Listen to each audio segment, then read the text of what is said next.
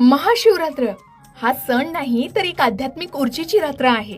ही रात्र शिव आणि शक्तीच्या मिलनाची आहे, जिथे ब्रह्मांडातील सर्वोच्च ऊर्जा जागृत होते, संकट दूर होतात, मनोकामना पूर्ण होतात आणि आतल्या शक्तीला जाग येते। होय, आणि म्हणूनच फक्त एक प्रभावी उपाय जो महाशिवरात्रीच्या रात्री नक्की करून पाहावा।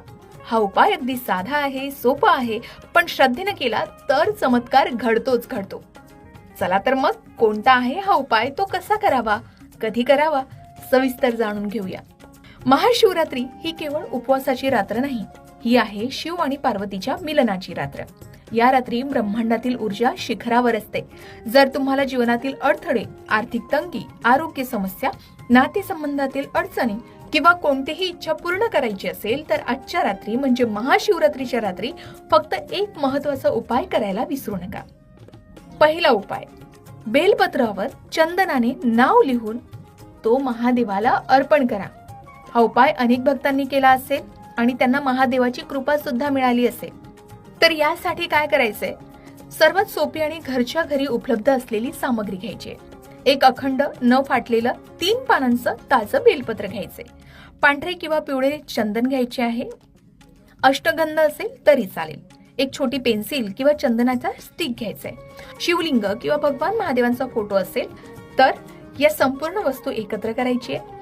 स्नान करून स्वच्छ वस्त्र परिधान करून मन शांत करावं, दिवा लावावा, अगरबत्ती लावावी आणि ओम नमः शिवाय या मंत्राचा 11 किंवा 21 वेळा जप करायचा आहे। त्यानंतर बेलपत्राच्या मधल्या मोठ्या पानावर, म्हणजे आपण 3 बेलपत्राचं एक पान घेतो, त्याच्या मोठ्या पानावर पांढऱ्या चंदनाने लिहावं ओम। हा सर्वात सोपा आणि शक्तिशाली उपाय आहे। किंवा आपली एखादी इच्छा त्याच्यावर लिहायची आहे, ती अगदी कमी शब्दात, जसं संकटमुक्ती, नोकरी, आरोग्य किंवा संतान प्राप्ती, अशा प्रकारे आपण त्यावर अक्षर लिहायचं आहे।